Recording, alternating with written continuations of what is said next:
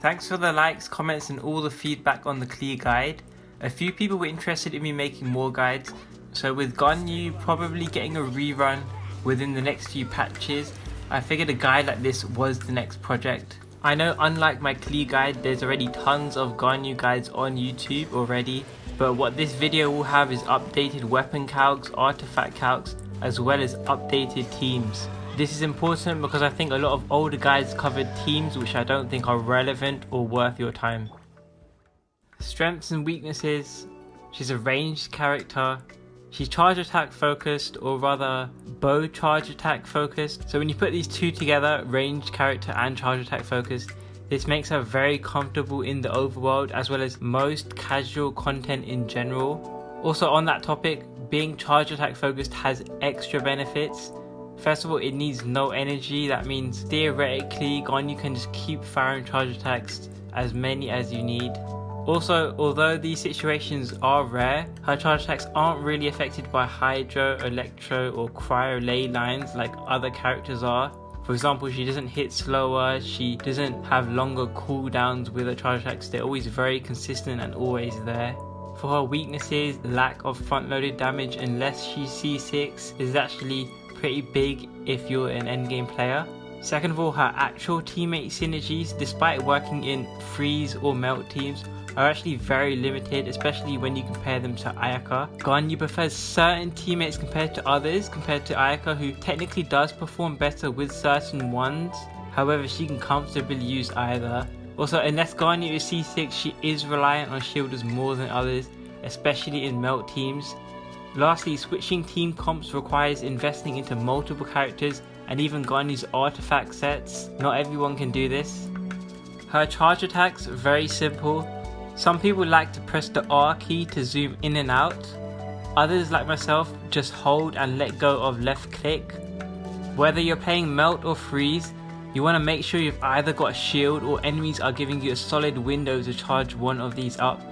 The important thing here is learning decent timing to speeding these up. You don't have to be frame perfect, in fact I don't think I am here, but there's a big difference between animation cancelling these decently versus terribly or even not at all. Aim at enemies whilst it's charging and then let go as it's hitting the center. I do see a lot of people mistakenly think that you need to wait a bit after, but you don't. To put it into some context, this could be the difference between getting 5 melted charge attacks or 6. Actually, if you're really bad, you might only be getting 4, so I highly recommend taking your time to learn this properly. It's not that hard. For practical application, her charge attack is her main source of damage in melt teams. It has no ICD on either part of her attack, hence can react for nice melt damage. In freeze, it depends on the team, but generally you don't actually get that much time to do them, as there's a lot more animations and quick swap style switching in those. Her skill is very simple. It is great damage in both melt and freeze teams with OK AoE. It's supposed to have a taunt, however it's pretty weak if at all effective, and certainly not to the point where you'd be comfortable playing without a shielder or a healer. As far as its practical application, you'll be using it constantly. It gives 2 energy particles at the start and end explosion. Speaking of that, there's actually a misconception that she's not a good battery. Since you can do it every 10 seconds, that's 8 cryo particles in a 20-second rotation. And cause of the explosion's delay, your main DPS like Ayaka can actually catch 4 of those.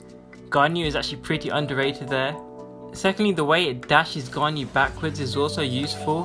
When you freeze enemies in place with her burst, you can dash back with her skill to get range to charge attack. Not only that, but she can tech with Mona.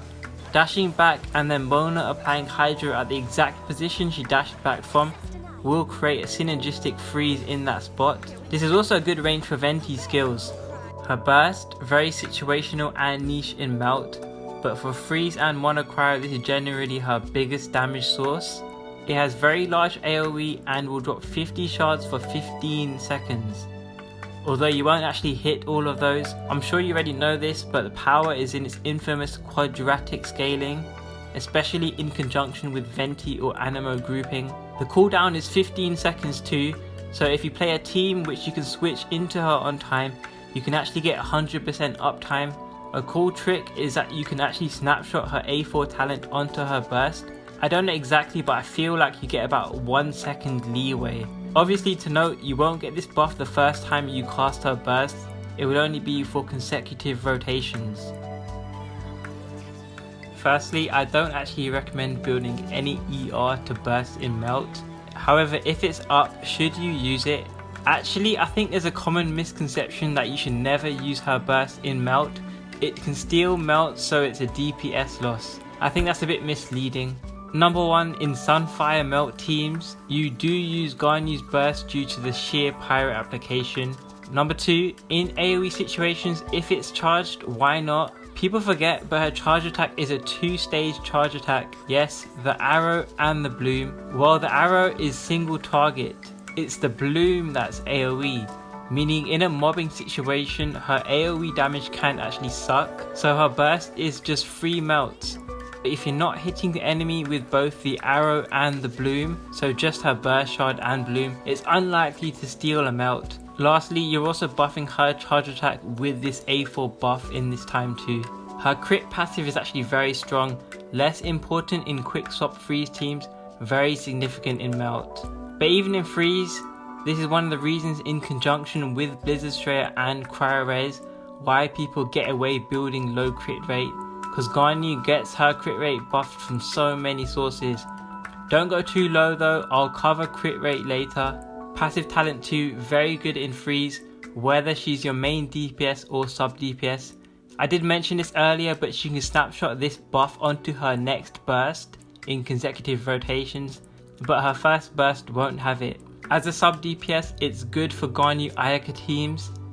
In Melt, not too useful, although whale Ganyus using a team like C6 Ganyu, Shenhe, Jean Bennett can get value from it, since it's just a buff.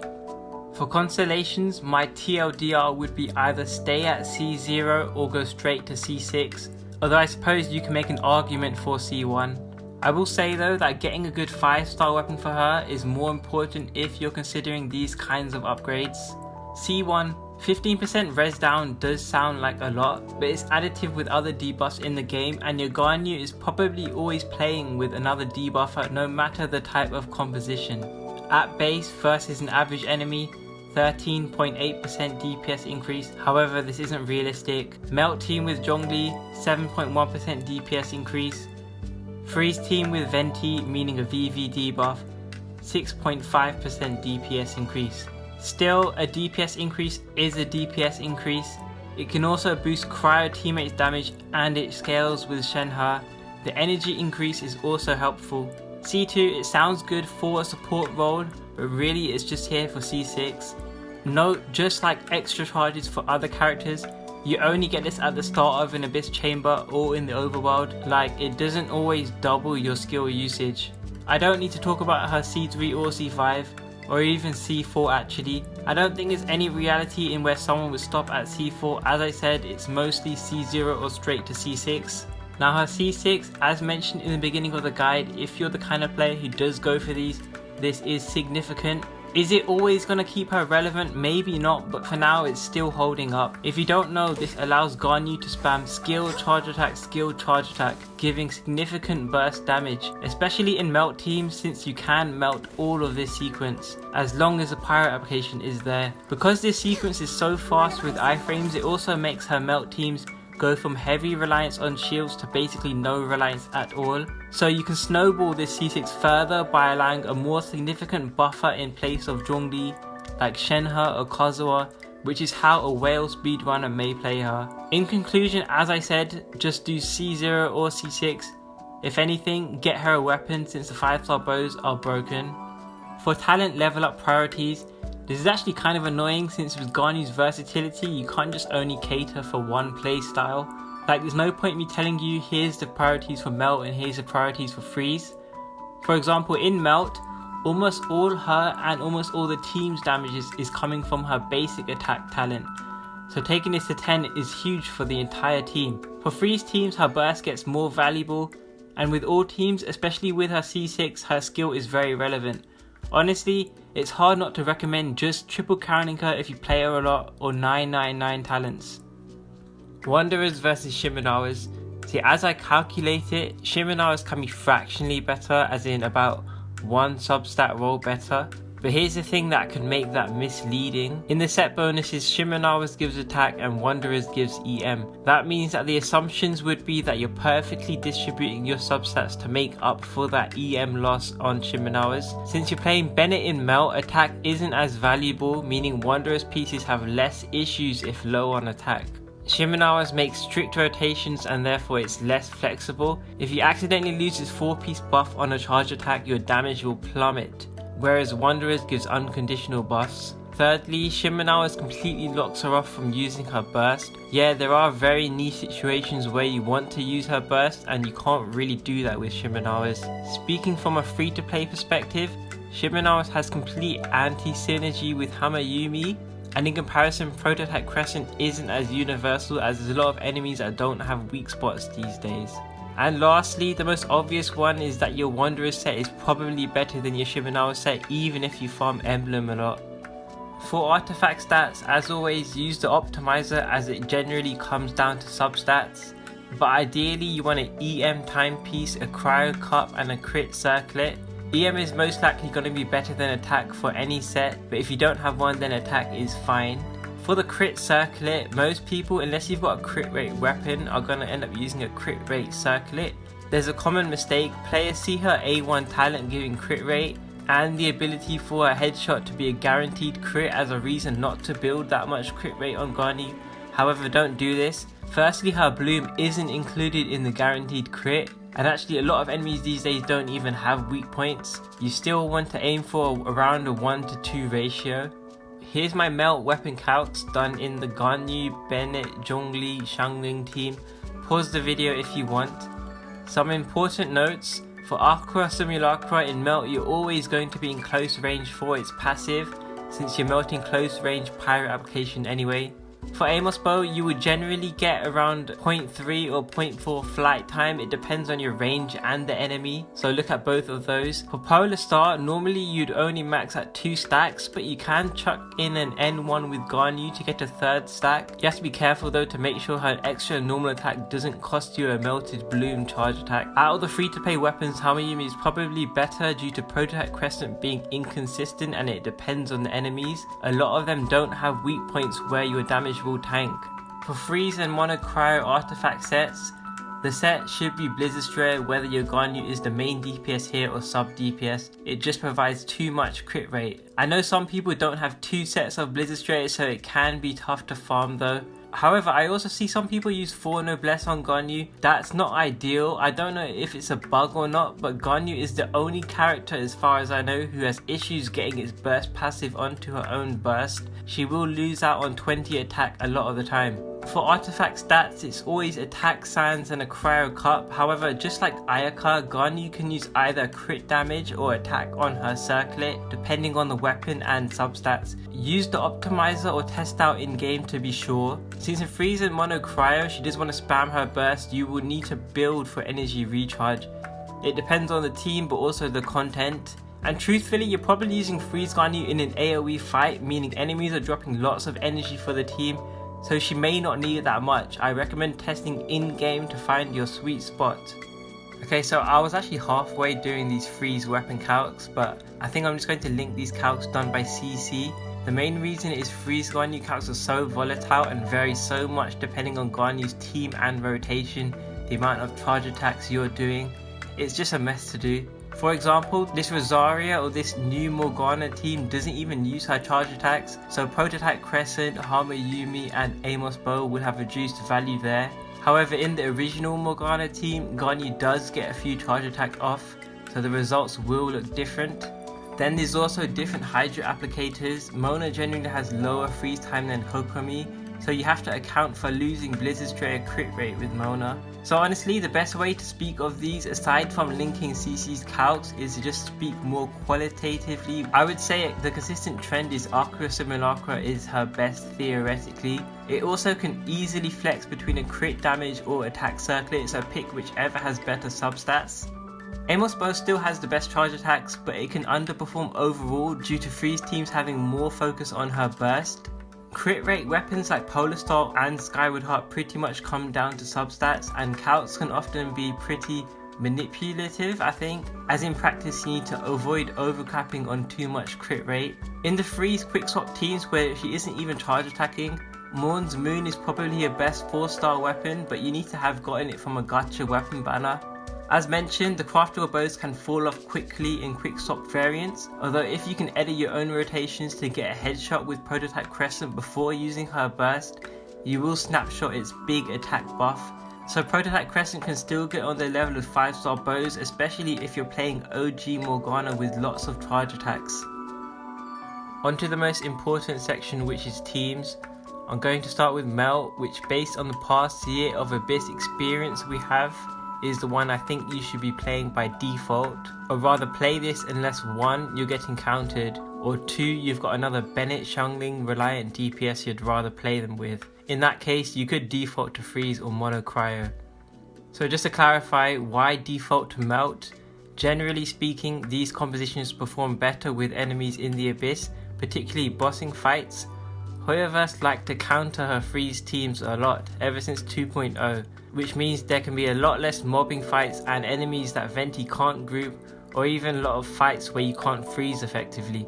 You'll be building a team that can sustain pyro application for Ganyu to melt her charge attacks, and for most players, since it's so charge attack reliant, you're going to need a shield.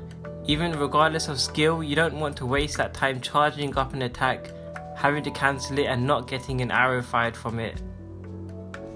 This is the main team here. I don't think this one is really that good at all, and at this point it seems to have a low usage rate too. Actually, it's more of a damage per screenshot melt team, where your Ganyu is dealing high buff damage whilst protected by a shield, but you're not getting enough charge attacks with Kazuha's short pyro application to make it a good team. Let's go over its issues. The buff setups are incredibly tedious and niche. It's not something that you'll be able to do consistently in the Abyss. If one thing goes wrong here, it basically falls apart. Kazuha's pyro application being ammo based means it's much stronger in AoE than single target. Swirled pyro is about twice as strong, but this isn't an AoE focused team anyway, meaning his weaker pyro application is the more relevant one, and melts can be easily stolen by things like Zhongli's pillar or other enemy interactions. Again, one thing goes wrong here and your Ganyu loses a melt. Xiangling is supposed to require a ton of energy, so in theory swapping her out with Kazuha is supposed to make the team energy generation easier, however it actually doesn't. Kazuha will require over 200% ER on an EMVV set. Even Bennett requires a ton of ER. At least with Xiangling, whilst in her versions you will want to aim for 220 to 240% ER roughly. She gets 20% from her ESF and has access to good ER weapons like Fav Lance or the Catch, and even then her set doesn't really matter since her damage is secondary to getting the pyro application up for Ganyu, whereas Kazuha needs that insane amount of ER with an EMVV set. You also don't actually get more range with Kazuha's burst, since you're using Zhongli and his red shred range isn't that much different from Pyronado's range anyway. Lastly, it's been calced by now by multiple people, its overall team damage is less than with Xiangling, as well as its relative Abyss clears being slower too. So most people still consider this the go-to melt team, at least with C0 Ganyu. You want C4 on Xiangling for the significantly long pyro application duration, but aside from that this is an accessible-ish high damage team. Ganyu can also reposition for flexibility if you don't mind leaving Bennett's circle. Here's the gear recommendations.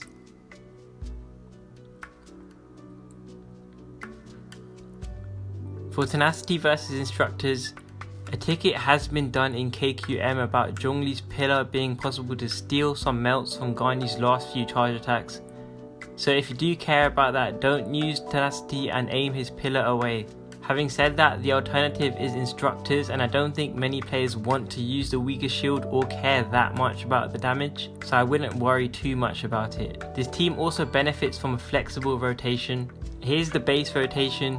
Using your Ganyu's E first like this makes it unlikely to be buffed by Bennett's burst, however it is simple to play. If you're not using Shimenawas but Wanderers, you can move it around, like doing it after a few charge attacks, but it may not melt. Although that could allow Pyronado to melt, so it's not necessarily the end of the world. If you aren't getting 6 charge attacks, practice your timing because it's probably too slow. You should still be able to aim at enemies during its charge up time. If you're lacking energy at the start of an Abyss Chamber, move Bennett's E from the end to the start, which is essentially the exact same rotation but a slightly longer setup. If someone has a high refined Fav Lance, you can throw in some extra normal attacks for extra procs. This is also the benefit of this team having a more flexible rotation. Worst case, on a second rotation, you can melt Ganyu's charge attacks off Guoba. It is a bit copium, just make sure Zhongli's shield is still active. This is the only melt team I really recommend at C0 Ganyu. That is pretty limiting, I know, but it just deals the highest overall team damage with a shield, and with Xiangling you get added flexibility. Whether you replace Xiangling with Jean or Kazuha, they're just going to have the same or arguably even more energy problems, as well as more restrictive rotations, and ultimately doing 4 or 5 charge attacks only compared to 6 with Xiangling is not going to be an increase. However, I will still touch on the Jean version, as if you can manage her energy needs, she does have the Sunfire interaction, which is special, unique, and allows for burst damage unlike other variants. So this is the Sunfire variation with Jean. I suppose the niche benefit would be freeing up your Xiangling for something like this Hu Tao team. You might also have the energy recharge artifacts for Jean but not for Xiangling. You might also just like to play Jean, that's fine. I'm sure a lot of you already know how Sunfire works, but in short, using both Bennett and Jean's burst applies pyro and animal onto you, meaning you rapidly self-swirl pyro onto enemies. Just obviously make sure you're standing in the circles for this. Now the main benefit to this is that if you want a VV setup for a more buffed up Ganyu, this is a much easier team to set up than the Kazuha one. The ER requirements are still very high, just like with Kazuha.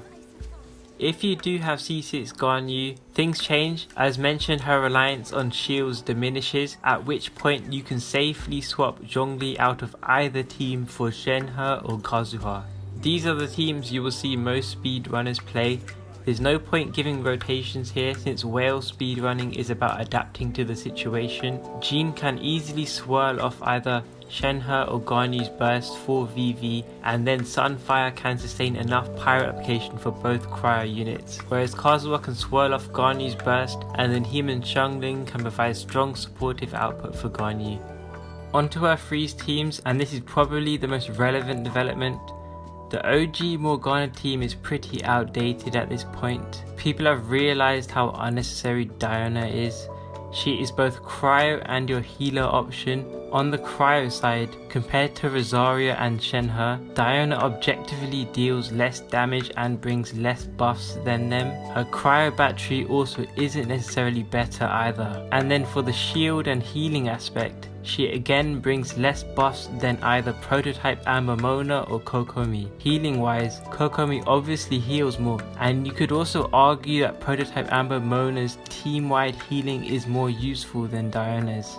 For her strongest teams, truthfully they would be the teams with Ayaka, where Ganyu is more of a sub DPS, or you could consider it a double carry team. Ayaka basically takes over these teams and provides huge burst damage missing from Ganyu's normal teams. I've covered these in my Ayaka guide if you want to learn more, but I'm not going to spend too much time on them since this video should be focused more on Ganyu carry teams. Similarly, I'm not going to cover Ayato teams like this. I recommend checking out the KQM Ayato guide if you want to learn more on that. I like these two teams. Mona takes Prototype Amber, allowing you to play Shenhe for much needed damage buffs and support. You can obviously use Rosaria if you don't have Shenhe, and Rosaria, although weaker, is actually more flexible due to her shorter skill cooldown. Here's gear recommendations.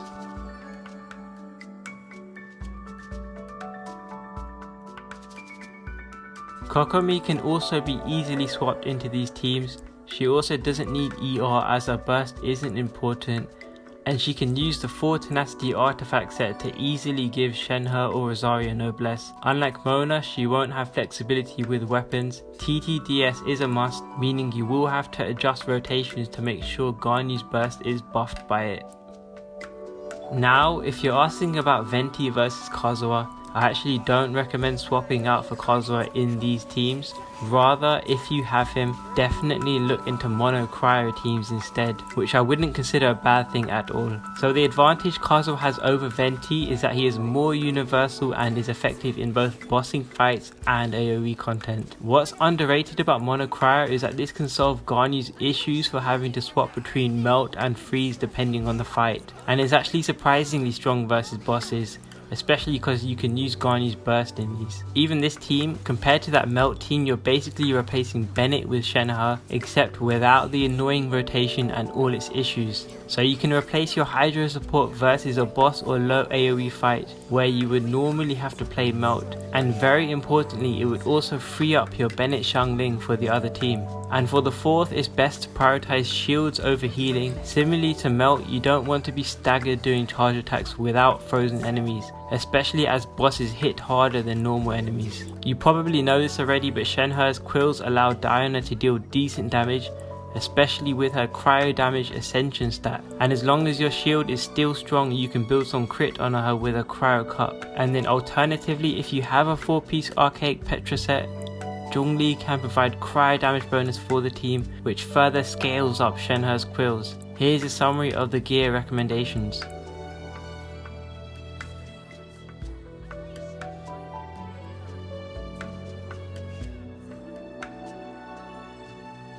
I don't think people go into this too much on YouTube.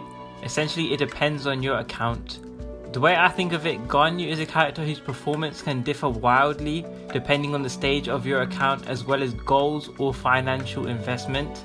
So for example, early stage accounts, meaning someone looking for their first floor 12 clear, first 36 star clear, even up to accounts looking to consistently get 36 stars. Although it's recommended to be more smart with your resin, the fact that with either melt or freeze, you can actually just hyper invest into Ganyu, focus most of your resources and damage into her and she will perform well is her biggest strength. Realistically, I know there's a lot of new players coming into Genshin as well as people who find Abyss challenging. So these are where a lot of accounts sit and Ganyu is valuable. However, one downside would be that you may not actually have all the characters to be free and flexible with these teams, and even then you might not have the investment to build a variety of them. Still, I guess you could say this is an issue with many characters, not just Ganyu. So those are early stage accounts. However, for accounts at a later stage, for example, where Abyss is too easy and you're doing C0 R1 speedruns or Dolphin speedruns, I think a growing sentiment, not just with myself but with most others with this level of account, is that Ganyu falls off quite rapidly here. Whether you follow CN meta or global meta, Bennett Xiangling teams are pretty much the go-to for one of your Abyss sides, and realistically, when you compare the performance Ganyu Melt has, it doesn't really clear as fast as Child International, Raiden teams, and I know people who don't have Klee won't believe this, but Melt Ganyu is at best equal to Mono Pyro, but generally lower performance in my opinion. The issue with Ganyu is that before C6, even in her most consistent Melt teams, because the team's damage is relying solely on her, or at least majority on her, whilst her personal damage is pretty good, the reality is she doesn't get enough charge attacks in to out damage all these other synergistic teams with multiple damage dealers. As for her freeze teams, the obvious thing is that Ayaka just performs a lot better overall. The main issue in freeze is Ganyu and Venti scale really well with mobs and lots of enemies, but they both lack burst and front loaded damage. Ayaka Kazuha teams are just more well rounded no matter the enemy and they nuke hard. However, you can still say a lot of players still play Ganyu in the form of becoming Ayaka's sub DPS, but even then, Ganyu is competing with Shenhe's spot. So that's the Ganyu predicament for most endgame accounts, at least in my opinion. However, a lot of that does change at the proper high investment level. I mean proper golden house speedrunners or players who save for her C6. Now personally, I'm not a part of this high spending community myself, but essentially her C6 gives front loaded damage and allows her to perform better in speedruns. It's very significant in fact, not just in damage, but she also values shielding less with this. Therefore you can build stronger melt teams to scale even higher. Now is she dominating all speedruns and the #1 DPS at C6? Not really. However, at this level she's always been performing very well even now. Essentially, to sum up this section, Ganyu performs very differently depending on your account and goals. Maybe you're someone who doesn't even care about speedruns or even doesn't even care about 36 starring the Abyss. then her value will be different. I can't really say. It's impossible to generalize her value for all players, but hopefully this section was of some help. Thanks for watching.